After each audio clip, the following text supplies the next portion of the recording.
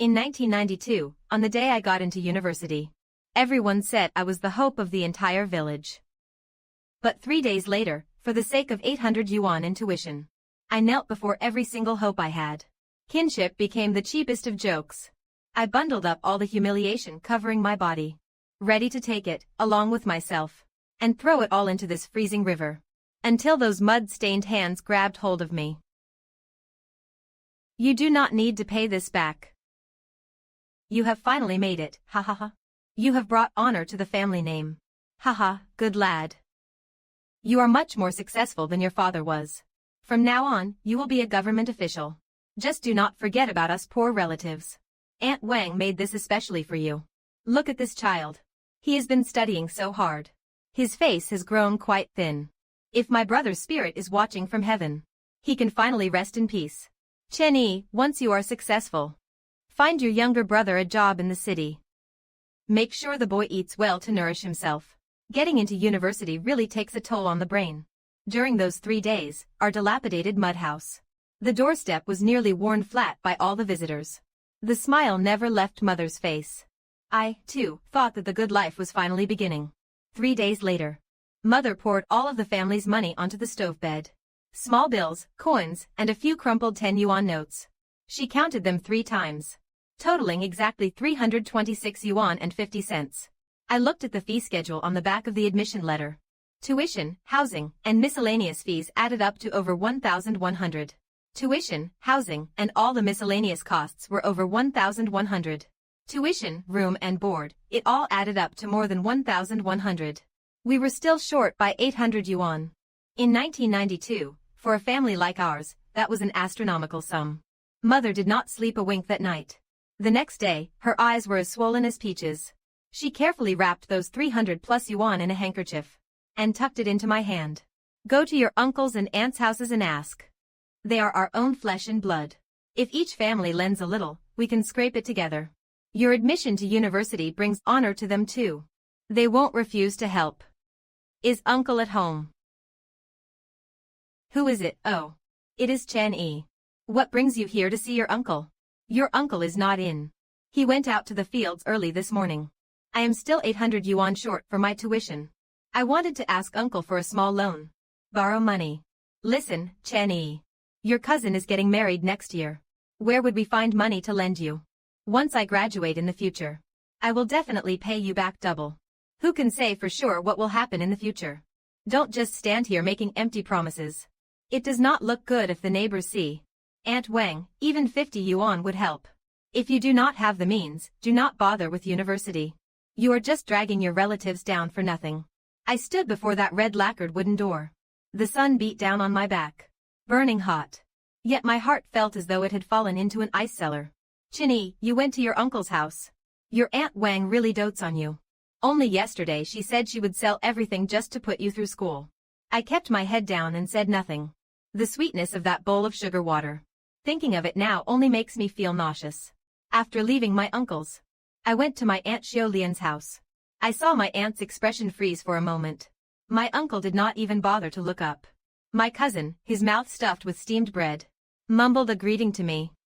Auntie, uncle. Xiaoqi is here. Have you eaten yet? Yes, I have. I lied. In truth, from morning until now, all I have had was a single bowl of corn porridge. I am still 800 yuan short for my tuition. I was hoping to borrow some from you. Borrowing money, again. When your father passed away and we held the funeral, you borrowed 50 yuan from us. It still has not been paid back. I wanted to say that those 50 yuan were paid back long ago. Humph. Does your family think our money grows on trees? Xiaoqi, we are struggling too. Your cousin is about to start high school soon. Expenses are piling up everywhere. Your uncle's family is better off. You should go ask them. I looked at her face. This aunt, who once called me her most cherished nephew, was now so cold it frightened me. Fine. I understand. I did not say another word. I turned and left. Penniless and yet so prideful. I walked very fast. I practically fled to my uncle's house, the last place left. My mother said uncle doted on her the most. So surely he would dote on me too. Boy. Xiaoqi, what is the matter? Why do you look so pale? This is a good thing, a wonderful thing. Ha ha ha. Come inside. Tell your aunt the good news too. Sit down, Xiaoqi. Drink some water and catch your breath. Uncle. I am still short 800 yuan for my tuition. Could you lend me some? The smile on my uncle's face vanished bit by bit. Xiaoqi. You have been to your eldest uncle's house. And your aunt's house already, have not you? Yes. What did they say? They both refused to lend you anything, did not they? I know you are in a tight spot. But you can't just expect me to handle this alone. We are all relatives. Why should I be the only one to stick my neck out? If I actually lend it to you, how would I explain myself to your eldest uncle and aunt? Child, you are putting me in an impossible position. His words sounded so reasonable, packaging selfishness and indifference so convincingly. I realized then, no one was going to help me. Those smiling faces, the sugar water and pork treats, it was all a facade. When everything is measured by money, family ties are not worth a penny. Uncle, I understand now. Sigh, Xiaoqi. Don't think too much of it. I walked and walked along the village paths. I do not know how long I walked, but I ended up by the small river outside the village. The September water was already growing cold. The river lay there silently, reflecting the overcast, gray sky. I stood by the bank, clutching that admission letter with a death grip. The edges of the paper were soaked with sweat, becoming soft and limp. 3 days ago, it was my greatest pride and hope. Now, it was my cruelest irony and despair. Going to university. What for? I can't even take the first step. Why even talk about a future? The river flowed soundlessly beneath my feet. There was a split second, when I suddenly felt that jumping in might be the only way out. All the humiliation, all the helplessness, would be washed away by this icy river water. Just then, a hurried set of footsteps approached from behind. A hand gently caught the hem of my shirt. It was small and warm. It was Nianan. My childhood sweetheart. Brother Chen-yi. I knew I would find you here. I turned around. Her forehead was drenched in sweat. Why are you here? I guessed you would definitely come to this place. She looked at me. Her eyes filled with heartache. No one is willing to lend anything. I probably won't be able to go to university after all. As I reached those last few words, my voice began to tremble. Nianan did not say a word. She reached out her hand to me, holding a stack of crumpled bills. They were worn and messy. Tens, fives, ones, and even small change. Still warm from the heat of her palm. I took everything out of my savings jar. How much is this? 803 yuan. Her face flushed slightly. My dad said to give you 3 extra yuan, so you can buy some steamed buns to eat on the road. 803 yuan. Those relatives living in sturdy brick houses couldn't even spare 100 yuan. But Nianan's family lives in a mud hut even more dilapidated than mine. Her father is a carpenter with a bad leg, and her mother is on medication year-round. This 800 yuan must be their entire life savings. I can't take this. Your family has it even harder than mine. Take it. Brother Chen-yi, you must take it. She pressed her hand firmly against mine. Her strength was not great, but her determination was. My dad said, a person can be poor, but we can't let our roots wither. You are the golden phoenix flying out of our village. We can't let a little money clip your wings. She sniffled. My mom said so, too.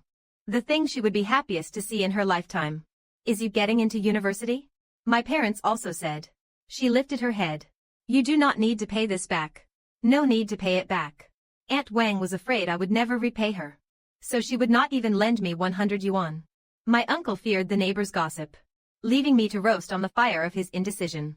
Yet Nianan's family tells me, this 800 yuan is a gift, not a debt.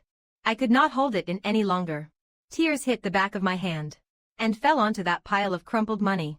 An 18-year-old man, sobbing by the river like a child. Nianan did not try to stop me.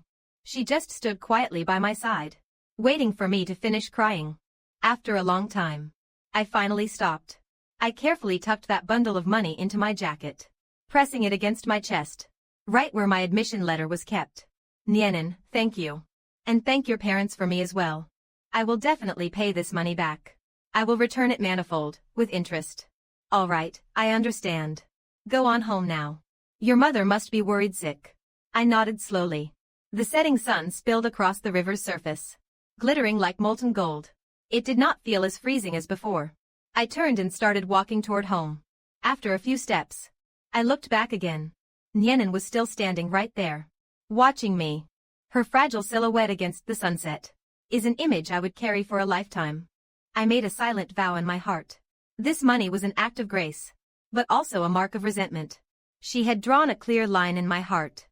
On this side of the line were my benefactors. On the other side, there were only strangers. From this day forward, we are no longer kin. I clutched the money and headed back home. As I pushed the door open, Mother was mending my old clothes by the light of a kerosene lamp. Hearing the noise, she looked up abruptly, her eyes bloodshot with exhaustion. "You are back." Her voice was trembling. She was terrified that I would bring back even deeper despair. "Mother, it is enough." Mother's hands shook violently. The money nearly slipped to the floor. Where did this come from? My aunt and the others had taught me the true meaning of family. Nianin gave me this money. I recounted everything that had happened. I spoke calmly. But as Mother listened, tears began to stream down her face. She did not curse anyone. She simply used those rough, calloused hands to stroke the wad of bills over and over again. Nianin is a good child. Her parents are the greatest benefactors our family has. Son, remember that from now on. The Lee family's business is our family's business. This debt of gratitude, we must spend a lifetime to repay. She paused for a moment. A flash of indifference I had never seen before crossed her eyes. As for your aunt and the rest, just pretend we have no such relatives. Our family may be poor, but we must not lack backbone. And we must never be blind to the truth. Mother, I will keep that in mind. That night, Mother used her finest fabric, staying up late to sew a small cloth pouch for me. She stitched the money and the admission letter into the inner lining of my undershirt. This was my future, and the very lifeblood of our family. It could not be lost. 2 days later, I set out on the road to the provincial capital. Only 2 people came to see me off. My mother and Nianin. Mother's eyes were rimmed with red. She kept straightening my collar, as if fearing that once I left, I might never return. Nianin stood to the side, her head bowed, nervously wringing the hem of her shirt. She wore a faded floral blouse today. Brother Chen-yi. Wait a moment. Take this with you. I got it for you at the temple on the mountain. They say it is very effective. I took the tiny safety amulet from her. It felt warm in my palm. The temple on the mountain had long been abandoned. I knew it was just an excuse she had made up. I looked at her. 1,000 words weighed heavy in my heart. Wait for my return. Nianin nodded with all her might. Tears welled up in her eyes, but she stubbornly refused to let them fall. The tractor sputtered to life. I climbed aboard, not daring to look back. As the vehicle slowly pulled away, I finally could not help myself. Turning my head, I saw Mother and Nianin still standing under the old pagoda tree. They had become 2 tiny shadows, waving their hands tirelessly. Not far off, Aunt Wang stood with her hands on her hips, watching me. Her face was a mask of pure disdain. On the courtyard wall of my aunt's house, my cousin leaned over and made a mocking face at me. By the door of my uncle's house, my uncle kept his head low, smoking his pipe, as if he did not even see me. Their indifference was like a whip, lashing cruelly against my heart. I withdrew my gaze and clutched the safety amulet against my chest. Farewell, Chen Village. Farewell to those I once called kin. From this day forward, I, Chen-yi, have only benefactors and no more relatives. Arriving at the provincial capital for the first time, after 2 days and 1 night, the moment I stepped out of the train station, I was stunned by the wide boulevards, the endless stream of cars, and buildings taller than the mountains. The very air smelled of the unfamiliar. I stood in the crowd with my tattered canvas bag, like a complete stranger out of his element, nervous and insecure, yet tinged with a hint of excitement. The university was even larger than I had imagined, and even more beautiful. Lawns, plane trees, and a sea of young faces. They wore clean, crisp clothes, spoke perfect Mandarin, exuding confidence and vibrant energy. Instinctively, I tugged at my faded, worn-out shirt, and lowered my head. When I handed over that cloth bag containing over 800 yuan to the teacher at the bursar's office, my palms were drenched in sweat. The teacher counted the small notes and coins, brows furrowing slightly. She said nothing, but the gazes of the students around me pricked like needles against my skin. My face burned with shame. Dormitory Building 3. I pushed open the door to room 301. There were 3 people inside. One was wearing glasses, buried in a book. One was in trendy jeans, polishing a guitar. And another had a cigarette dangling from his lips. Sitting with his legs crossed. The newcomer, the one with the cigarette, was named Wang Yaoting. A local from the city. He sized me up from head to toe. His eyes landing on my patched-up canvas bag. Fresh from the countryside, I said nothing. Silently finding my assigned bunk. My luggage was meager. A few changes of clothes. A pair of cloth shoes. And some flatbreads mother had baked for me. Haha, bringing your own rations to school. Afraid the cafeteria will let you starve. Yaoting, do not be like that. We are all roommates here. The one speaking was Liu Yang. The boy with the guitar smiled at me. His name was Sun Lei. After the brief introductions, the dorm fell into silence. An invisible wall had already been built. The first week of the semester, I barely ever left my dorm. Practicing my Mandarin. Spending all my time in the library. Like a dry sponge. I desperately soaked up knowledge. I knew. This was my only way to change my fate. Every weekend, I did two things. Write to my mother to let her know I was safe. And write to Nianan. Very long letters. I told her that all the girls in the city wore beautiful dresses. But I felt none of them looked as good as she did in her floral blouse. At the end of every letter, I would always ask if her parents were doing well. And how her studies were going. All my longing and gratitude. I hid them all between the lines. I saved most of my living expenses. Every day, I only ate the cheapest vegetables and steamed buns. I thought that as long as I worked hard enough, and was frugal enough, I could get through these 4 years smoothly. But trouble came knocking soon enough. My major's professor handed out a long list of reference books. To buy them all would cost at least 100 yuan. That was 2 months of my living expenses. Hey, country boy. Did you buy the books yet? Haha, do not end up failing the exam. You will give our dorm a bad name. I clenched my fists. My nails dug into my palms. In this unfamiliar city, I once again felt the suffocating feeling of being strangled by poverty. I could not ask my family for money. I could not ask Nianan again. I had to rely on myself. My life could not be defeated by a mere 100 yuan. Not again. Not a second time. That night, I could not sleep a wink. My roommate's mockery was like a thorn in my heart. But what kept me tossing and turning was the future. 4 years of university. There would surely be many more expenses like this. I could not be helpless every single time. I had to find a way to earn money on my own. The next day, I woke up bright and early. The student affairs office had work-study positions.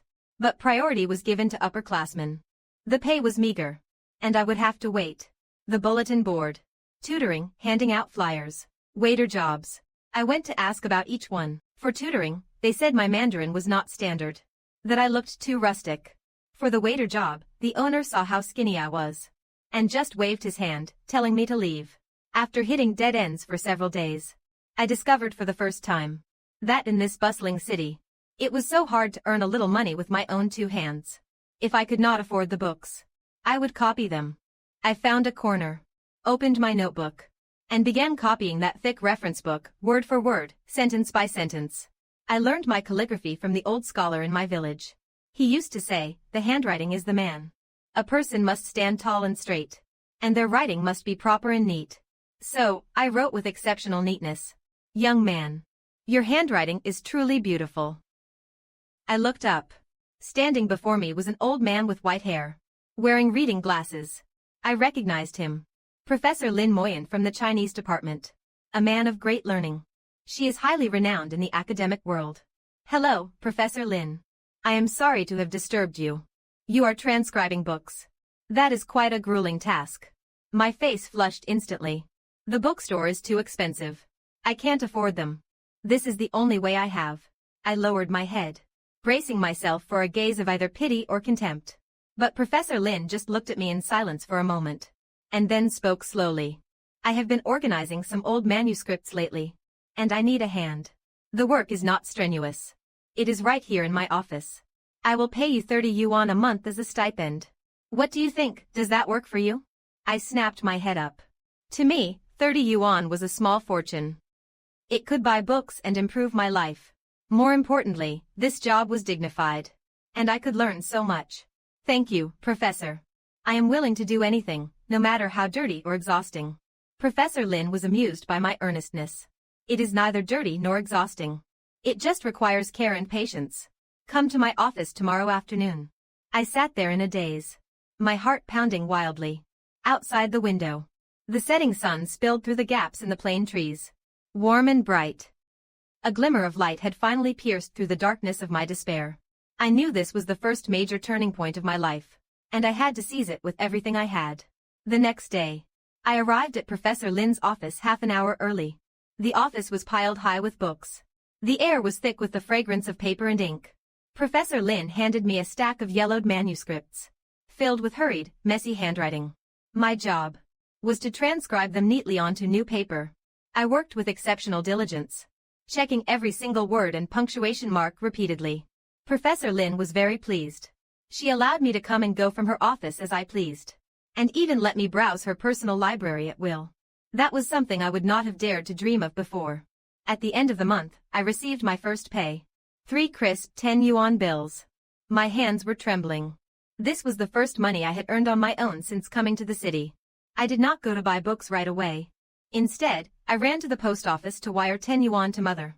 I wrote in the letter that it was a scholarship I had won, telling her to buy herself some decent food, and to stop being so frugal. Then, I went to the department store and hesitated for a long time before buying a beautiful fountain pen for Nianan. I hoped that she too could use this pen to write her own future. Only after doing all that did I walk into the bookstore with the remaining money. I held my head high and bought all the reference books I needed. When Wang Qing saw me returning to the dorm with an armload of brand new books, the look on her face was priceless. I ignored her, quietly sat back down at my desk, and opened a fresh page. The scent of fresh ink wafted towards me. I took a deep breath. From this moment on, my life would be written by my own hand. The first semester of university went by faster than I expected. My days were packed to the brim with studying and working, attending lectures, transcribing books, the library, and Professor Lin's office. Professor Lin's manuscripts were research on Ming Dynasty local chronicles. The content was obscure and dense. The handwriting was messy and scrawling. Transcribing it was an exhausting task, but I did it with a willing heart. Every traditional character I did not recognize. Professor Lin would patiently explain it to me. She never treated me like a mere employee. It felt more like she was mentoring a personal protégé. The collection on her bookshelves opened up a whole new world for me. Like a hungry beast, I greedily devoured this spiritual nourishment. My horizons and my thoughts were being reshaped, bit by bit. When I collected my wages at the end of the month, Professor Lin gave me 30 yuan, and would slip me a few extra meal tickets. Young man, do not just eat pickles and steamed buns. Your health is the capital for your studies. Her gentle words were like warm sunshine in the dead of winter. Besides my mother and Nianan's family, she was the person who treated me best in this world. In the dormitory, my relationship with Liu Yang and Sun Lei gradually grew closer. They saw how hard I worked, and no longer kept their distance because of my background. When midterms came, I ranked first in the entire department. This result shut the mouths of everyone who used to look at me with judgmental eyes. They all went silent. Every single one of them. Only Wang Yaoting still could not stand the sight of me. She stopped mocking my clothes and my dry bread, but turned to snide remarks instead. Sucking up to the professor really pays off, does not it? Running to her office every single day. Who knows if he is transcribing books or fishing for exam questions? Faced with her cold sarcasm, I remained as calm as still water. A summer insect cannot conceive of ice. She and I were destined to live in different worlds. Winter break arrived. In the blink of an eye, the semester was over. The provincial capital saw its first snowfall. Standing by the dormitory window, looking at the vast expanse of white outside, homesickness began to grow wildly in my heart. I missed my mother. I missed the piping hot dough drop soup she used to make.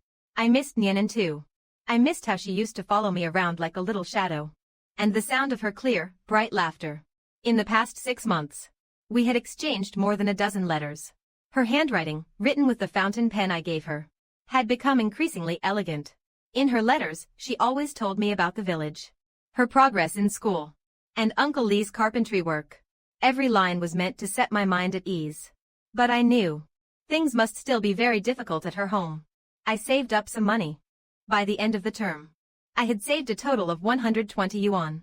It was the largest fortune I had ever held in my life. I did not buy a bus ticket home immediately. With that money tucked away, I walked into the city's largest department store for the first time. The variety of goods inside was dazzling, leaving me completely overwhelmed. The sales clerk looked at my clothes. Her eyes filled with a hint of disdain. I did not pay her any mind. I ignored it completely. I walked to the clothing counter and picked out the thickest dark blue cotton padded coat for mother. The price tag said 85 yuan. My hand trembled slightly as I held the money. That price was nearly 3 months of my wages. But I did not hesitate for a second. Mother's old padded jacket was over a decade old. The cotton inside had clumped into hard knots. It offered no warmth at all. Whenever winter arrives, her cough never seems to stop. She deserved this new padded coat.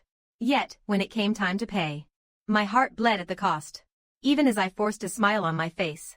Then, I went to the specialty counter and bought 2 pounds of sponge cakes, a city luxury. I also got 2 bottles of erguatu liquor for Uncle Lee. Finally, I walked over to the section for girls' accessories. I saw a red wool scarf there. It was beautiful, but very expensive. At 15 yuan, I pictured Nianan wearing it. She has such fair skin. The red would surely look stunning on her. In the dead of winter, she has to walk those long mountain paths to school every day. This scarf would keep her a little warmer. I bit the bullet and bought it. After all that, I only had enough left for the bus fare home. But my heart felt incredibly full and at peace. Carrying bags of all sizes, I boarded the train heading home. As the scenery outside blurred past, my heart had already flown back to that little mountain village I both love and hate. 6 months ago, I left with nothing but despair and resentment. 6 months later, I am back. I returned with my grades, my dignity, and the gifts for my family earned with my own hands. 2 days later, I finally reached the familiar entrance of the village. Chen village looked somewhat bleak in the winter light. Bare branches swayed in the biting wind. Wisps of cooking smoke rose from every rooftop. The air held the intimate scent of firewood and earth. I did not go home first.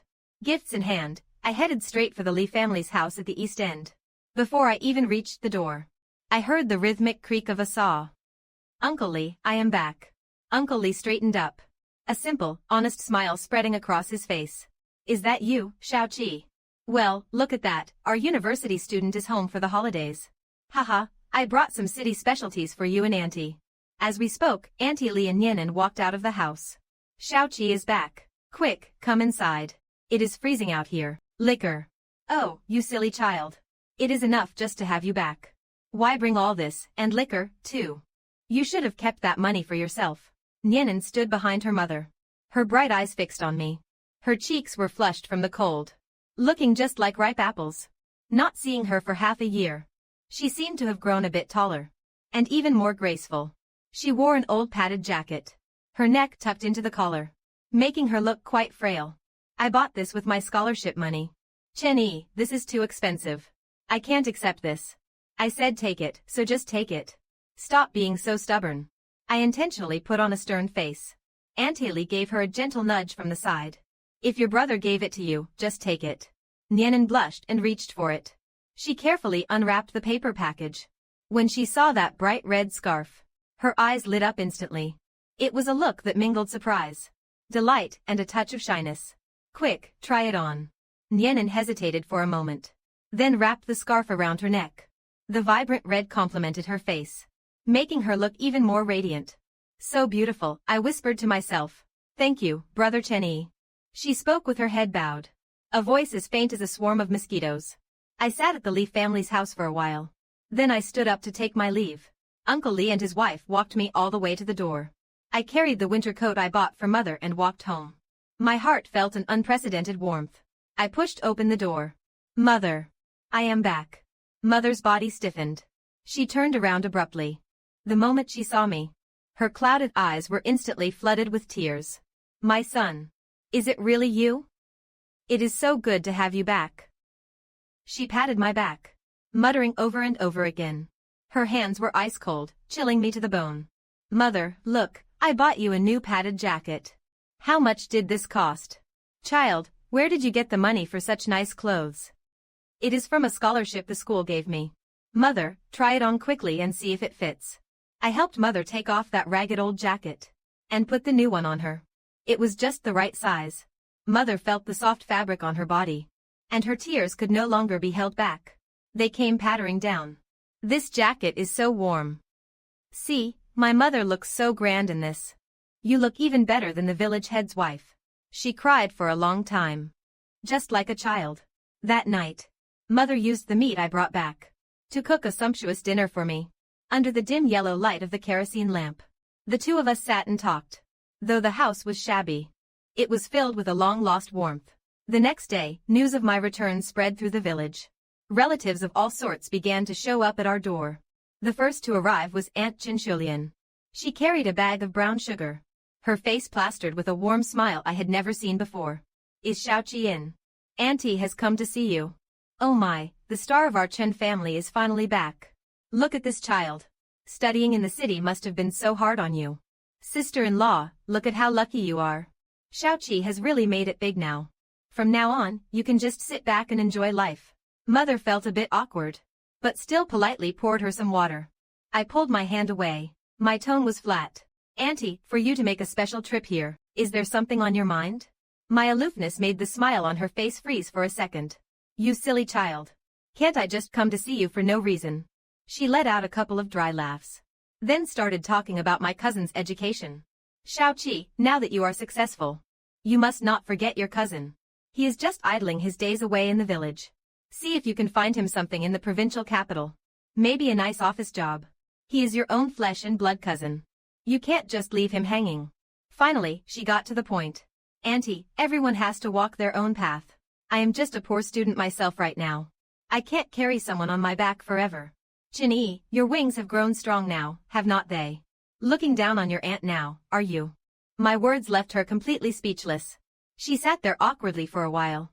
In the end, she did not even have the face to leave that bag of sugar. She left with her tail between her legs. I watched her receding figure, feeling not a single ripple of emotion in my heart. Once certain cracks are formed, some rifts can never be mended. It is not that I am holding a grudge. It is just that I have grown up. My aunt had barely left when my eldest aunt-in-law followed right on her heels. Our family's great scholar is finally back. She was clutching a small bag of dried noodles, and the wrinkles on her face blossomed into a fake, wide smile. Entering the house, she saw my mother in a new padded coat, and her eyes nearly popped out of her head. Sister-in-law, this coat is so fancy. It must have cost a fortune, right? Chin-Yi is such a filial son. Not like mine, who only knows how to pester us for money. On one hand, she showered me with praise, while on the other, she belittled her own son. She acted as if we had always been one happy family. My polite demeanor gave her the opening she was looking for. She sat down heavily and began to pour out her woes. Chen-Yi, you have no idea how hard things have been since you left. Your cousin needs to get married. The bride's family is demanding 3,000 yuan for the dowry. And they want a brand new house built too. Your uncle is so worried. His hair has turned completely white. You are a university student now. You are well-traveled and have many connections. You really must give your cousin a hand. After all, we are family. I listened to her in silence until she finished. Then, I let out a thin smile. Aunt Wang, I remember when I first got into university. You were also saving up for your son's wedding. Back then, you said 100 yuan was a massive amount. Now that 6 months have passed, have you still not saved enough? My tone was calm, without a trace of anger. But every word felt like a sharp slap, delivered straight to Aunt Wang's face. You child, how can you speak to me like that? I am your eldest aunt. I am only speaking the truth. My father's funeral cost us a 50 yuan debt to your family. We paid it back the very next year. When it came to my tuition, your family did not contribute a single penny. I have neither the means nor the obligation to help you. This cup of water is only out of respect for my late father. Please leave. Wang Qing was trembling with rage. She pointed at me, stammering you, for a long time, but she could not get another word out. Finally, she snatched the bag of noodles off the table, and with a flushed face, she stormed out. She gave me one last venomous glare before disappearing. I could not have cared less. With some people, the more you endure, the more they will walk all over you. Only when you make them feel the sting, will they finally remember that not everyone is a pawn for them to play. The last to arrive was Uncle Li Dihao. He came alone. He brought no gifts, only a face full of worry and a pouch of dry tobacco. He was not blunt like Wang Qing, Nor was he hypocritical like my other relatives. He just sat silently on a small stool, taking puff after puff of his pipe. Chin-ee, are you still holding a grudge against your uncle? His voice was finally heard, sounding hoarse.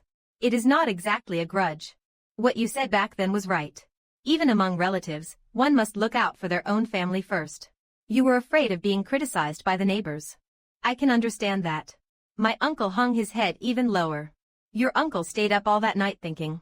The next day, I took some money and went to find you. But your mother said you had already left. I was a fool. Truly a fool. His words sounded genuinely sincere. But I was no longer that naive boy who blindly believed in the bonds of kinship. Uncle, let bygones be bygones. We are still relatives. But that is all. My words completely crushed any hope he had of mending our relationship. He knew that some things, once broken, can never be put back together again. He silently finished his pipe, sighed, and walked away. That New Year's Eve, our house was very quiet. Those relatives who used to flood our doorstep did not show up at all. The villagers saw this and would not stop gossiping. But we did not care in the slightest. On the day of the lunar New Year's Eve, I helped Mother walk over to Nianen's house. Uncle Lee had prepared the wine and food long ago. 2 families with 4 different surnames sat around the table, sharing a reunion dinner in the truest sense of the word. At the table, Uncle Lee had a bit to drink, and he became quite talkative.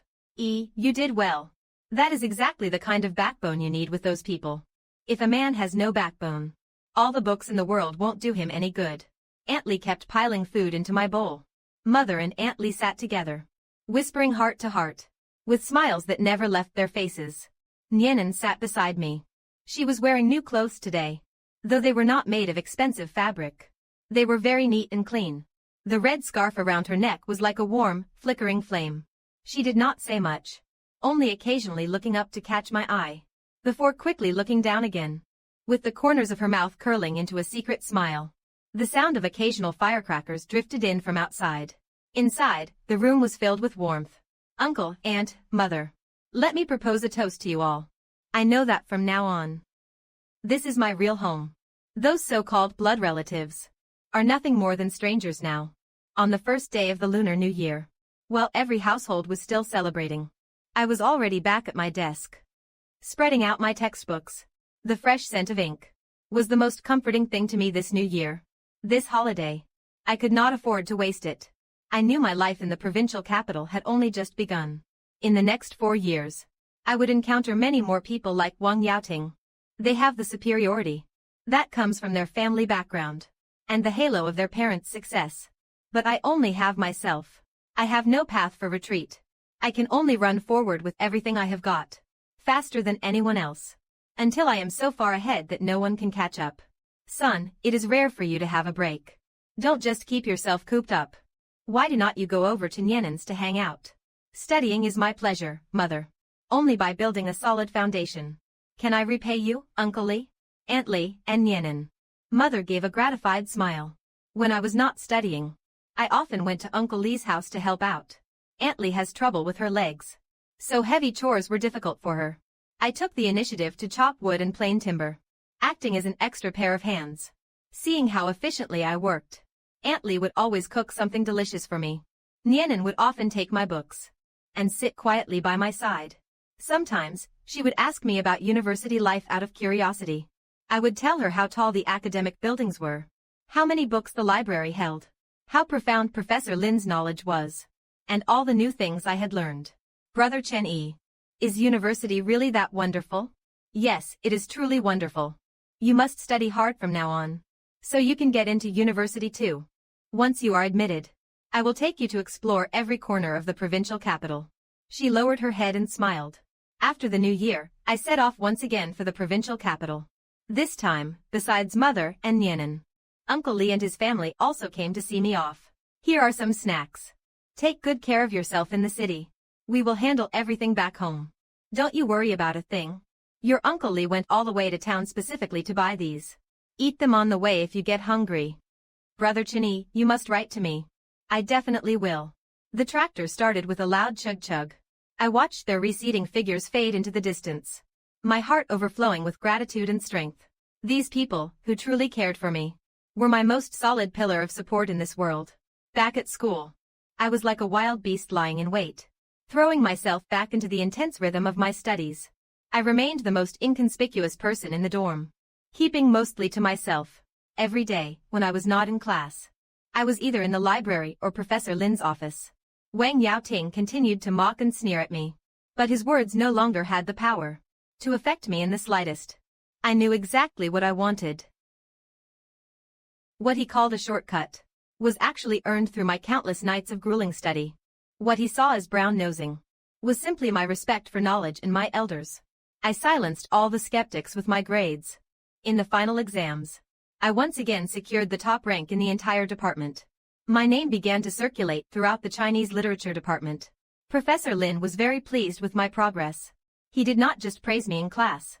He often gave me extra tutoring in his office, recommending valuable books and guiding me toward deeper reflection. During my sophomore year, I began to try my hand at writing. When Professor Lin found out, he specifically sought out several literary journals for me. He told me, writing is the best way to think, and the best way to understand the world. I started putting my thoughts onto paper, bit by bit. My first article was an essay on the plight of rural education. I wrote about the hardships of rural children seeking an education, the barriers poverty creates for learning, and the struggles and hopes of using knowledge to change one's fate. I handed the article to Professor Lin. He read it with great care. "You wrote this very well, my boy. It is authentic and powerful, filled with genuine reflection. Though your prose is not yet fully seasoned, and still needs further refinement, why do not you try submitting it for publication? Regardless of the outcome, this will be your very first step forward." That first submission was like a stone sinking into the vast ocean, no response. But I did not lose heart. I studied the techniques of great masters, read a vast number of works, and practiced relentlessly. 6 months later, my second article, a short story of mine, was accepted by a provincial literary magazine, accepted by a provincial literary journal, published in a provincial literary magazine. The manuscript fee was 100 yuan. When that money order arrived at the school, I stood there holding it, dazed for a long time. 100 yuan. For the first time in my life, I had earned money through my own words. It was not just money. It was my thirst for knowledge, my defiance against fate, and the hope I had painstakingly built up. While struggling alone in a strange land, I did not tell a soul. I quietly took the money and carefully tucked it away. I knew this was only the beginning. My life was undergoing a silent transformation. Like a seed, I wanted to take deep root in this soil, silently absorbing nutrients, waiting for my day to finally come. During my junior year, my life truly shifted into the fast lane. Professor Lin recommended me to join a provincial research project. Though it was just assistant work, it exposed me to a much broader academic world. My horizons and abilities were expanding rapidly. My writing also became more fluid. That year, I published several stories and essays across various publications. The fees were enough to cover my living expenses. I no longer had to pinch every penny. I bought myself new clothes, no longer wearing those old, faded shirts. I even started treating Lu Yang and Sun Lei to dinner occasionally. Wang Yaoting's attitude toward me shifted from cold mockery to snide remarks, and eventually to total silence. He did not dare provoke me anymore, because he knew I was no longer the country bumpkin he could bully at will. My name was not just known in the Chinese department. I was becoming a minor celebrity on campus. I was that top scholar from the countryside, the student who earned his way through writing, and the favorite disciple of Professor Lin. I am Chen Yi, a rising star. At the end of every semester, I would make a trip back home, bringing gifts for Mother, Uncle Li, and his wife, pastries from the city, durable fabrics, and daily necessities they usually would not buy for themselves. My son has finally made something of himself. He knows how to look after his mother now. Uncle Li had less and less carpentry work, and his legs were becoming more frail.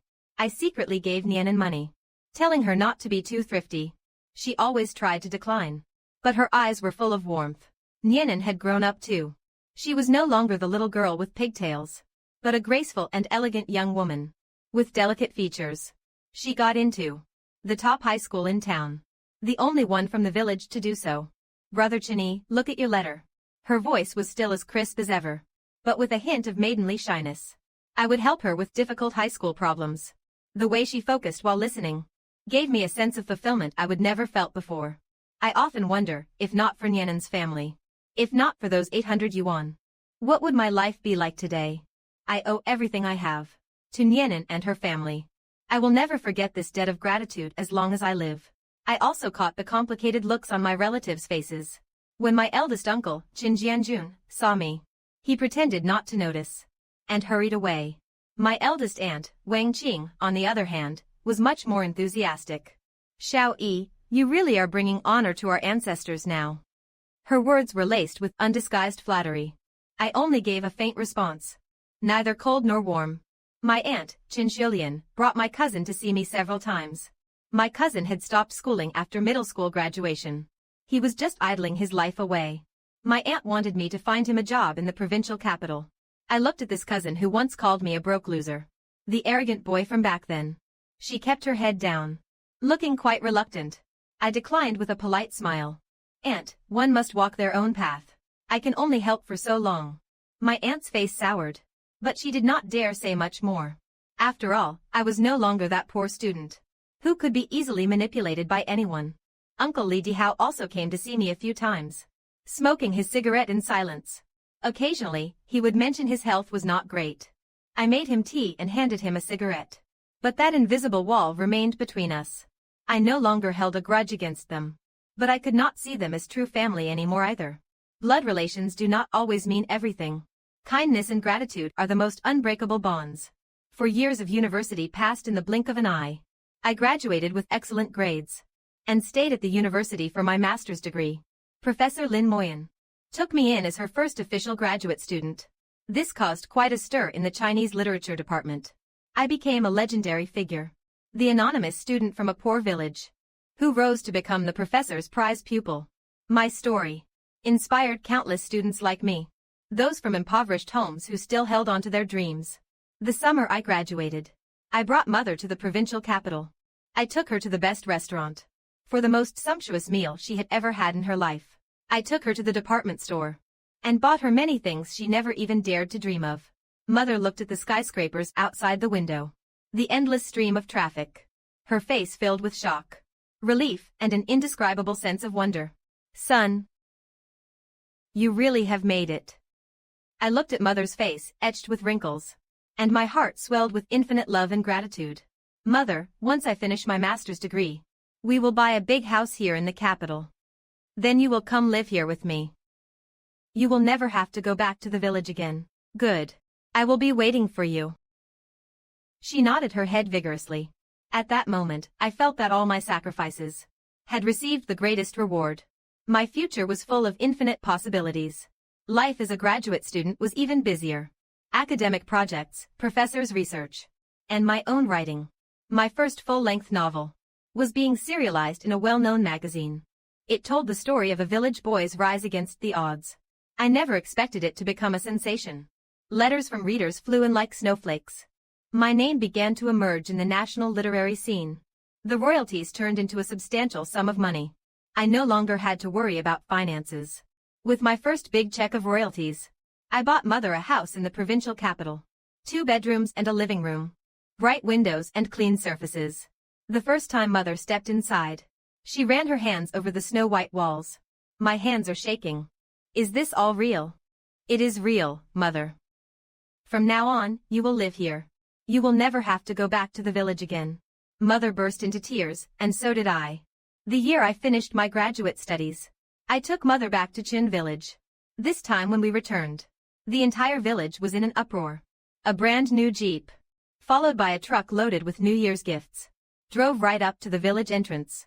Everyone came running out, watching as I stepped out of the vehicle, dressed in a sharp, tailored suit and gold-rimmed glasses, accompanied by a driver and an assistant. Is that Chen Yi? My God, it really is him. The whispers and murmurs rose like waves. The relatives who once looked down on me stood in the crowd, their faces a complex mix of emotions. I paid them no mind. I took mother straight to Uncle Li's house first. The humble mud brick house was just as it was. Uncle Li was out there chopping wood. His wife was busy cooking, and Nianen was by the stove tending the fire. Uncle, I am back. Little E. I began taking out the gifts one by one. The finest tobacco and liquor from the city for Uncle Lee, along with a set of brand new woodworking tools, cashmere sweaters and health supplements for his wife, and a beautiful dress for Nianin, along with a portable music player. Little E, oh, Little E, why did you spend so much money on these? Uncle Lee's eyes welled up with tears. He was at a loss for words. I pulled them all to sit down. Uncle, there is 100,000 yuan here. It is for both of your medical and retirement expenses. And it covers all of Nianin's university fees. I am taking care of everything. Uncle Lee's hands were trembling violently. It is too much, we can't possibly accept this. Uncle, without your family, I would not be the man I am today. If you do not take it, I will never be at peace. Uncle Lee's face was wet with old tears. You truly are a good man. That evening, I took Nianin to that new house. It had been renovated in advance, fully furnished with all the latest appliances. Nianin was awestruck the moment she stepped inside. Brother Chen Yi, whose home is this? I held her hand and led her to the center of the living room. Nianin, 7 years ago, you gave me every penny of your savings, and told me I did not need to pay it back. Now, I want to spend the rest of my life repaying your kindness. Do you still remember? You said you wanted me to see everything the city had to offer. I have done it. You said you wanted me to buy you a floral shirt. Now, I can buy you a whole wardrobe of beautiful clothes. Li Nianin. Will you marry me? I will. Nianin's eyes were already overflowing with tears. She covered her mouth, nodding frantically. I placed the ring on her finger, and then held her in a tight embrace. Outside, the sunlight fell perfectly upon us. Warm and bright. I had finally turned my childhood sweetheart into my lifelong partner. The news of my marriage to Nianin set Chin village ablaze with gossip. The jeep, the truck, and a 100,000 yuan dowry, it was the talk of the town. The news seemed to have grown wings, spreading to every single corner. Chen Yi has truly struck it rich. That Li girl is certainly blessed. Who could have ever imagined? The boy who was once too poor to even afford university is now a big-time boss. The villagers were all abuzz with gossip. A mix of envy, jealousy, and spite. The looks on the relatives' faces were quite a sight to behold. The relatives' deep regrets. It is impossible. She looks so wretched and poor. Where could the money have come from? It must be fake, he is definitely a fraud. She did not believe it, nor was she willing to believe. She simply could not accept it. That poor boy she once humiliated through a crack in the door has now risen to the top of the world. If only she had been willing to lend him $100 back then. If only her attitude had been a little kinder. Then this overwhelming wealth and honor today. Could she have also had a share in it? Unfortunately, there is no medicine for regret in this world. My eldest uncle, Chen Jianjun, also regretted his past actions. He wanted to say a few words to bridge the gap. But every time he met my indifferent gaze, he could not open his mouth. He knew that a vast distance now lay between us. My aunt, Chen Xiulian, beat her breast in absolute regret. She thought of her own idle and good-for-nothing son, originally hoping I would give him a helping hand. But looking at things now, there is no longer any connection between her son and me. Uncle Li Dihao remained silent, sitting at home, smoking gloomily. He was afraid of being criticized behind his back for having once rejected his own nephew. But now, what she had lost was far more than just those $800. I did not intend to show off, nor did I seek revenge on anyone. I was simply, calmly, fulfilling my promise. The wedding was held at the finest hotel in the provincial capital. He is the most outstanding student I have ever taught. He is my pride. The love between him and Nianin is a true testament to staying together through thick and thin. Mother sat at the head table wearing a custom-made cheongsam, her face glowing with unprecedented pride. Uncle Li and his wife were in the city for the first time. So moved they were left speechless. Nianin wore a pure white wedding dress, as beautiful as a goddess. She held my arm, her hand still trembling slightly. I looked at her, my heart filled with endless tenderness. My wife, the only love of my life. The day after the wedding, I took Nianin back to the village to pay respects to my father. Father, can you see this? Your son has made something of himself. I got into university, graduated with a master's degree, and now I am a writer. I have a house and a car. And most importantly, I have married Nianin. Nianin silently burned Joss paper by my side. She looked at my profile, her eyes full of heartache and love. She knows how far I have walked, and how much hardship I endured to get to where I am today. After the ceremony, the relatives started coming by one after another. Xiao Yi, congratulations, congratulations. Happy wedding. Nianin has grown more and more beautiful. You are a lucky fellow, are not you? Xiao Yi, this is an old hen your aunt raised for you. To make some soup for you and Nianin to nourish yourselves. Ha ha ha. Little Yi. Xiao Jun is much more sensible now. See if you can perhaps find a job for him. I looked at these faces before me, so familiar yet so strange. In my heart, there was no anger. Nor was there any triumph. Just a faint sense of calm. Aunt Wang, aunts. Everything I have, I earned through my own hard work. I will never forget those who helped me. We are relatives, after all. The bond is there. But that is as far as it goes. As for a job. It is true that I am not short on staff. However, what I need are capable people who are not afraid of hard work. And who know the meaning of gratitude. If Xiaohu is willing to start from the very bottom. To learn step by step. I can give him a chance. But if he is just looking for a backdoor connection. Then forgive me, but my hands are tied. I, Chen Yi, am no longer that same person from back then. That poor student who could be pushed around by anyone. I have my own foundation. I have the ability and the right to choose my own life. And to choose who I consider my family. All their past regrets. Only at this moment did they truly wash over them like a receding tide. My words were like a boulder dropped into a calm lake. The smiles on my relatives' faces froze. Aunt Wang's expression was the ugliest of all. The old hen in her hands suddenly felt as heavy as a mountain. She wanted to lash out. She wanted to make a scene. Just like she did behind the door crack all those years ago. But she did not dare. She knew times had changed. Oh, Chen Yi. Xiaohu is just a bit mischievous. He has a good heart. It would be his good fortune to learn from you. Yes, yes. Your cousin just needs someone to keep him in line. If you are willing to give him a chance. We could not be more grateful. Thank you. I looked at him. My gaze calm. Don't thank me. The path is your own. How you walk it is up to you. Tomorrow morning, 8 a.m. sharp.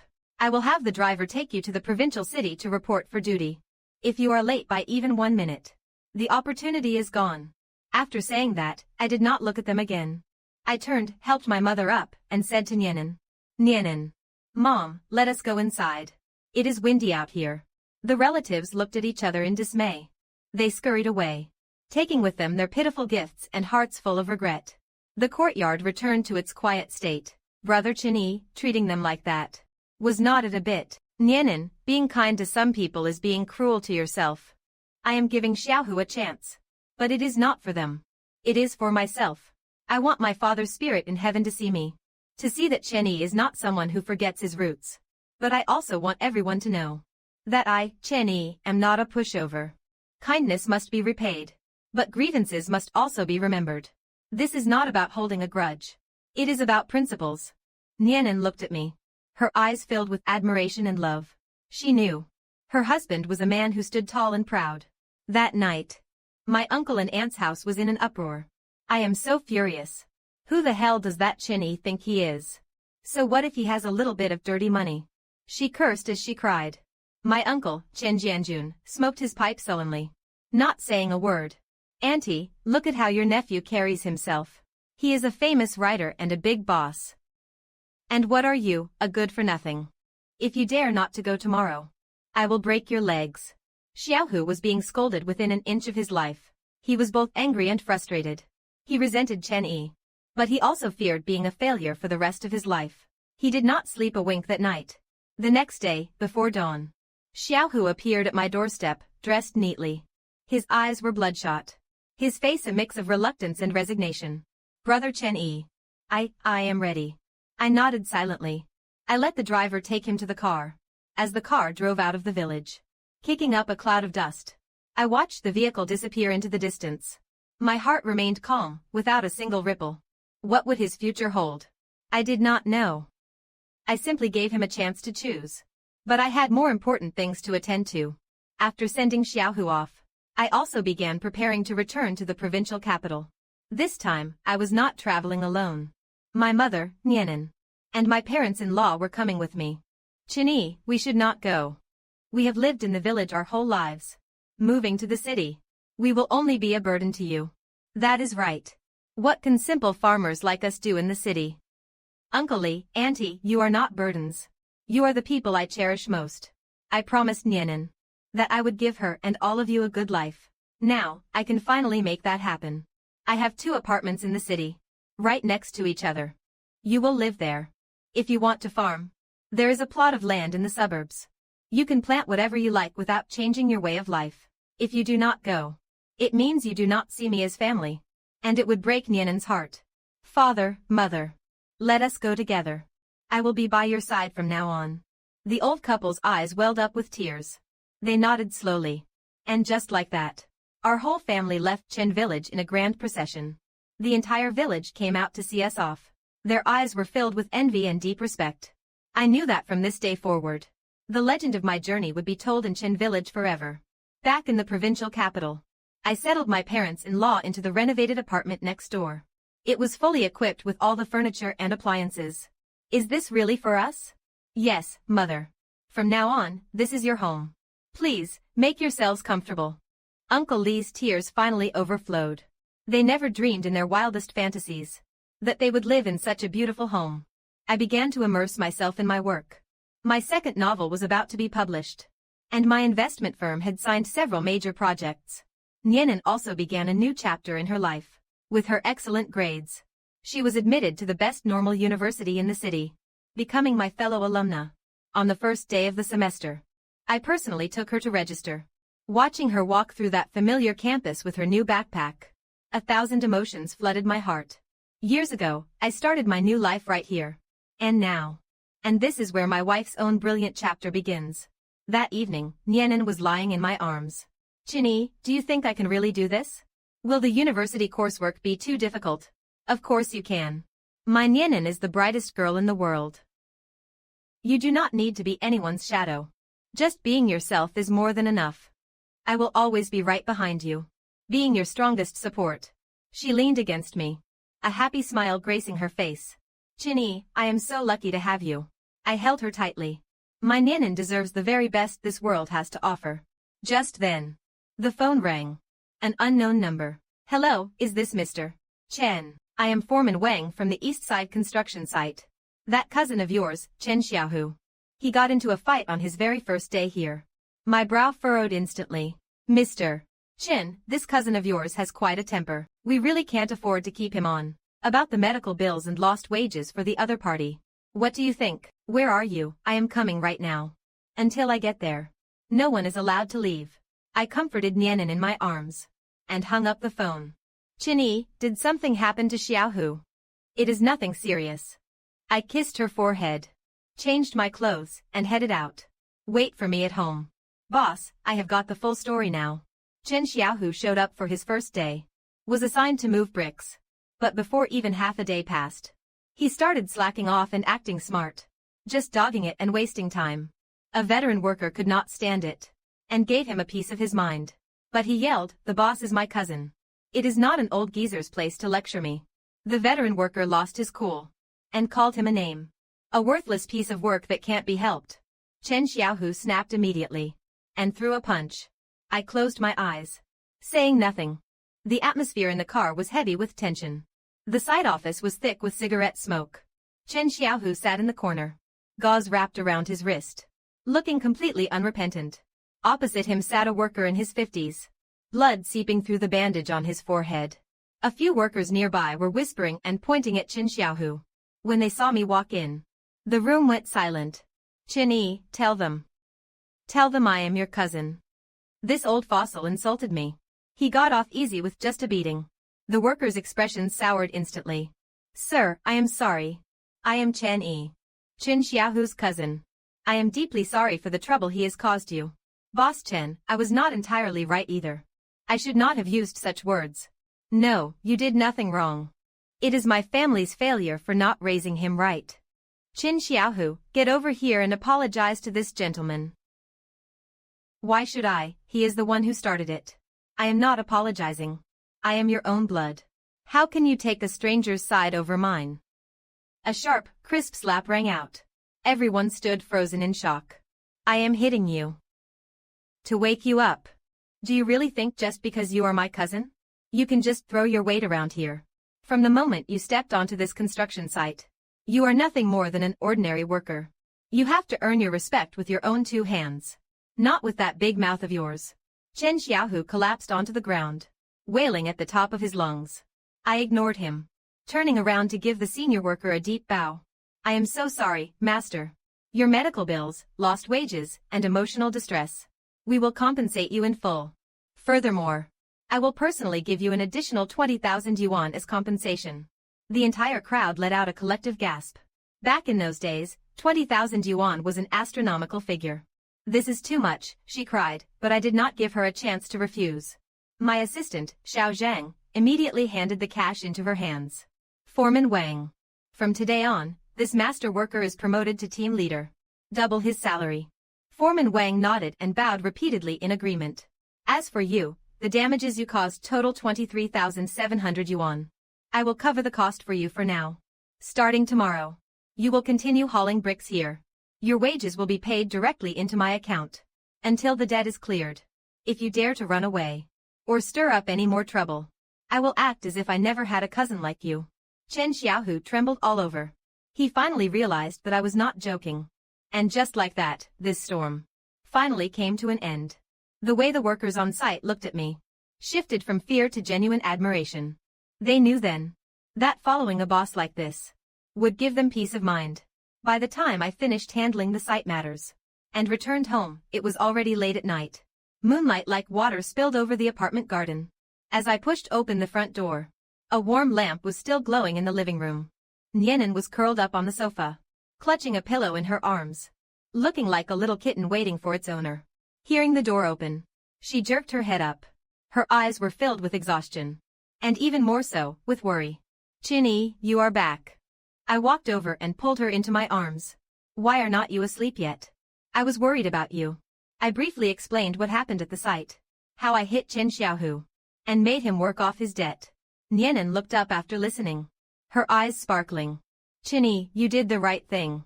Xiaohu needed someone to set him straight. Giving him a chance shows your kindness. But making him face the consequences is only fair. I did not expect Nianan to see through things so clearly. University has really helped her grow up. She has matured. I leaned down and kissed her, thanking the heavens for giving me a soulmate who can walk by my side. The next day, I went to visit my parents-in-law. Uncle Li was sitting on the balcony, holding a small piece of wood, unconsciously whittling it with an old knife. His face wore a look of loneliness. I knew he missed his woodworking. It had been his spiritual sanctuary for a lifetime. When he saw me, he hurriedly put the things down, looking a bit embarrassed. Chinny, you are here. I pulled him over to sit down. Uncle, there is something I would like to discuss with you. I am thinking of using your craftsmanship to open a boutique for custom handmade furniture. No, that won't do. I am just a country carpenter. I do not know the first thing about business. Uncle, please do not worry. The vintage style is very trendy in the city right now. People love old pieces with a soulful touch. Your skill is our greatest asset. The shop's renovation, registration, and recruitment, I have already arranged everything. All you need to do is focus on the woodworking you love most. You can take on apprentices and pass your craft down to the next generation. You won't just be a boss. You will be a master. Our artistic director. A spark of light returned to Uncle Li's eyes. His lips trembled, unable to find the words. Back then, you used $800 to pave the way for me to leave the mountains. I held his calloused hands.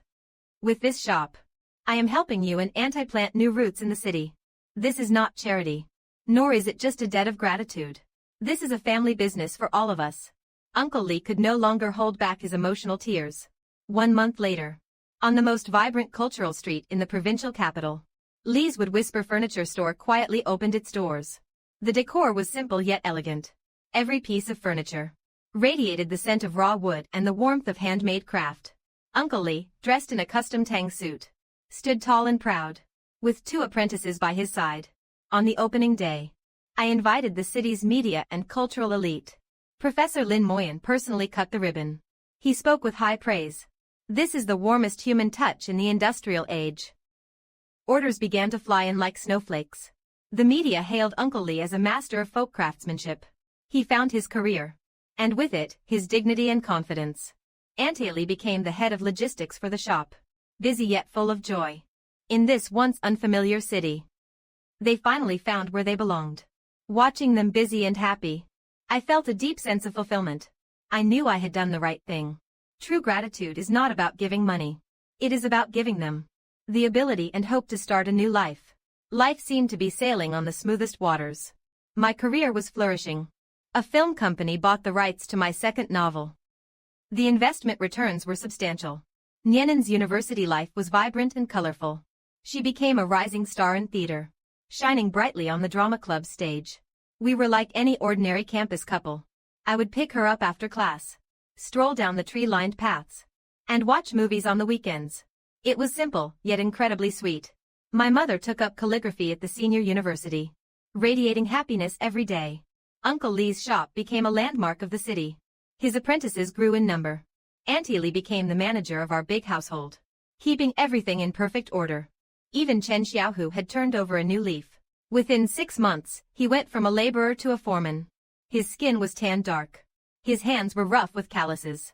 And his gaze had become steady and firm. I thought this happiness would last forever. I thought the old grudges had finally settled like dust. But I was wrong. That day, I had just finished a meeting, and was about to pick up Nianen. Mr. Chen, your aunt and uncle are here. They are making a huge scene at the front desk, claiming that now you are successful, you have turned your back on your own kin. They even say you tricked their son into doing back-breaking labor. My gaze turned cold in an instant. Take them to the conference room. Tell security to be on standby. I pushed open the door to the conference room. Aunt Wang and her husband stood there like two intimidating temple guardians. Chen Yi, what kind of twisted heart do you have? You found my son a job just to have him hauling bricks. Are you trying to work him to death? You ungrateful wolf. Have you forgotten who gave you candy when you were a child? You must give Xiao Jun a respectable office job. Otherwise, we will go to the newspapers and TV stations. We will air all your dirty laundry to the world. I waited until they were exhausted from shouting. Then I finally spoke. Are you finished? First, Xiaohu chose his own job. He is now a team leader. His monthly salary is 5 times what it used to be. Second, if he wants a respectable job, let him earn it by passing the exams himself. My company does not keep idle people on the payroll. Third, if you want to go to the media, be my guest. Let us see whose reputation ends up in the gutter. You, I will take you down with me. 2 security guards immediately restrained her. The tension was at a breaking point. Just then, the conference room door was pushed open. An elderly, frail figure appeared at the doorway. It was my uncle, Li Dihao. His complexion was even more sallow and sickly than before. His posture was more hunched. His lips were trembling. He cast his gaze toward me. Little Li, help me. Uncle Li's appearance was like a bucket of cold water poured into boiling oil. The atmosphere in the room froze instantly. Aunt Wang and her husband were stunned as well. Little Li, save your uncle, his body. He swayed, and I quickly reached out to steady him. His arms were so thin, they were just skin and bones. His body was burning hot. He was running a high fever. I helped him sit down. I poured him a glass of water. He took a sip. In broken sentences, he told me he had late-stage liver cancer. Surgery and treatment would cost at least 200,000. He had exhausted all his savings. He was still 150,000 short. He went to find his son. His daughter-in-law turned on him immediately. Dad, we still have a mortgage to pay. Your illness is a bottomless pit. You can't drag us down with you. Our family has no money. He went to find his daughter. The son-in-law simply slammed the door in his face. His own children had kicked him out of their homes. In his moment of despair, he thought of me, the nephew he had once rejected, because he was afraid of what people might say. A dead silence filled the conference room. Aunt Wang's expression shifted from shock to something more complex. Little Li, I am sorry. For the sake of your mother's memory, please, give me a hand. He struggled to get down on his knees. Uncle, there is no need for that. The ones I owe a debt of gratitude to are Nianen's family. Between us, there is only blood. There is no bond of kindness. However, one cannot simply stand by and watch someone die. I can lend you the 150,000. Aunt Wang's eyes lit up instantly. I will have my assistant bring in a contract. This is a loan, not a gift. Interest-free, to be paid back within 5 years. The collateral will be your ancestral home in the village. Sign it and leave your thumbprint. The money will be sent to the hospital immediately. If you do not agree, you can leave right now. Uncle Li's hands are shaking like autumn leaves in the wind. Dignity or a life? He chose the latter. He scribbled his name down crookedly and pressed his thumb down. The red ink looked like a drop of blood. Chen Yi. Look, your uncle has helped. Our family. Actually, we also. Your family has nothing to do with me. I have already given you the explanation you wanted. If it is money you're after, you won't get a single cent. Get out. Chen Yi, we are your elders. Elders. When I needed you. Where were you? When my mother struggled to raise me all by herself. Where were you then? Security, please escort them out. From now on, these families from Chen village are not allowed in this company. Without my express permission. Chen Yi. You ungrateful brat. Karma will get you for this. The curses grew fainter and fainter in the distance. Until the conference room finally fell silent. Only the heavy breathing of Uncle Li remained. Looking at his despondent state, I felt no sense of satisfaction. Only one thought remained, starting today. The ties between me and these so-called relatives from Chen village are completely severed. From now on, our paths will never cross. We are strangers. In my world, only two types of people remain. Family and benefactors. And everyone else is just a passerby. I return home under a sky full of stars. I open the door, and the aroma of home-cooked food greets me. The whole family is gathered around the table, waiting for me. Nianen is the first to stand up. She takes my briefcase and helps me off with my coat. Her movements are gentle and familiar. Like a clear spring washing away my exhaustion. Is everything handled, honey? It is all sorted. Let us eat. I am starving. At the dinner table, Mother and my mother-in-law keep piling food onto my plate. Uncle Li brings out his prized liquor to share a few drinks with me. No one asks about the company's troubles. They love me in the simplest of ways. This warmth is my most precious treasure. Late at night, Nianen leans into my arms. Chen Yi, were you unhappy today? I tell her everything. About using Uncle's debt to drive away the aunt. I know your heart is heavy. On one side is blood relation. On the other, old grudges. But you did the right thing. Saving Uncle was a matter of duty. But making him sign the contract was your bottom line. Your kindness has an edge to it. I hold her tightly. With a wife like this, what more could a man ask for? I have some good news for you. She takes my hand and gently places it on her flat belly. Our baby is in here. My mind goes completely blank, followed by a wave of overwhelming joy. I am going to be a father. My hands begin to tremble, and my eyes well up with heat. I press my ear against her stomach, as if I can hear a faint but powerful heartbeat. Is it true, really? Nearly 2 months now. Everything is fine. I pulled her into a tight embrace. Nianen, I love you. Those so-called relatives, and that wretched past, became utterly insignificant at this moment. A new sun had risen in my world. The next day, the news spread throughout the entire extended family. Mother was so overjoyed she told everyone she met that she was going to be a grandmother. She even stayed up all night knitting tiny sweaters. Uncle Li announced that he would personally craft a one-of-a-kind baby crib. Aunt Li took full charge of Nianen's diet and daily needs. Nianen became the queen, the center of everyone's universe. And I became the happiest, busiest father to be. When the news reached Chen village, Chen Xiulian and her husband could not hold their heads up at all. They became the laughingstock of the whole village. After Xiaohu learned what his parents had done, he lost his temper with them for the first time. He sent his entire month's salary back home without keeping a penny. His father had only one thing to say: I earned this money myself. Don't go bothering my brother for a handout ever again. I can't afford to lose any more face. Li Dihao had his surgery. It was very successful. But from start to finish, his own children never showed their faces at the hospital.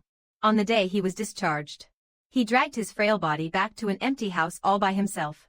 Someone saw him sitting on the threshold of the old house, weeping the whole night over that mortgage contract. He saved his life, but he lost every shred of family affection and dignity for the rest of his days. None of that mattered to me anymore. The focus of my life had shifted entirely to my family and to the child who was about to be born. I turned down all social invitations, left work exactly on time, walked with Nianen, told her stories, and felt the tiny life's playful kicks in her belly. I was no longer a piece of drifting duckweed with no place to lean. In this bustling city, I had finally planted my deepest roots. My lover, my mother, and my family were all here, as was our shared future, brimming with hope. The following autumn, On a bright, sun-drenched afternoon, Nianen gave birth to twins, a boy and a girl. The boy we named Chen Nianen. The girl we named Chen Yuan. When you drink water, remember its source. Never forget to be grateful. Those were the names I chose for them. And the family motto I wanted them to remember for a lifetime. The day the children were born, the hospital corridor was packed with family. Mother and Aunt Lee held the two wrinkled little infants, laughing until tears streamed down their faces. Uncle Lee stood nearby, fidgeting, not knowing where to put his hands. I stayed by Nianen's bedside, holding her pale hand, kissing her forehead over and over again. Nianen, thank you for everything. You have worked so hard. It was worth it, Chen E. Look at them, they look just like you. I looked at the little angels sleeping soundly in the crib, and felt like the wealthiest man in the world. Time flies like an arrow. 5 years passed in the blink of an eye. Nianen is steady and sensible. He has loved reading since he was small. Just like me. Yuan loves to laugh and play. Like a joyful little sprite. Just like Nianen. My career reached new heights. My novels were adapted for the screen. And the investment company's reach grew wider and wider. I became the CEO Chen or Chairman Chen in everyone's mouth. But only I know. The identity I cherish most is still being a husband, a father, and a son. Every weekend, I push aside all my work to take my family to a farm in the suburbs. Uncle Lee tinkers with his beloved wood in the large carpentry workshop, while Aunt Lee fills the vegetable garden with familiar crops. Mother takes the two children to the fields to learn about the grains and identify fruits. After Nianen graduated from university, she established a student aid foundation, specifically to support children who, like I once was, come from impoverished backgrounds but excel in their studies. She passes on kindness in her own gentle way. Our whole family eats the freshest vegetables in the courtyard, chatting about the most ordinary daily matters. The children chase each other across the grass, their laughter clear and bright. The elders sit in their rocking chairs, with smiles of pure contentment. Nianen and I sit side by side, our fingers tightly intertwined. This is the peaceful life I fought so hard for. The serenity finally earned after years of struggle. As for the relatives back in Chen village, they have long since faded from my life. My aunt's husband is bedridden from a stroke, leaving her in a state of unspeakable misery. My uncle, Li Dihao, is not the man he used to be, his health failing. His children ignore him entirely, leaving him to guard an empty old house, scraping by on a meager welfare allowance. When that debt finally came due, he had to sell the ancestral home to pay it off. I never went to collect the money, nor have I ever seen him again. Life is hard for my eldest uncle's family too. His daughter-in-law has turned the household upside down.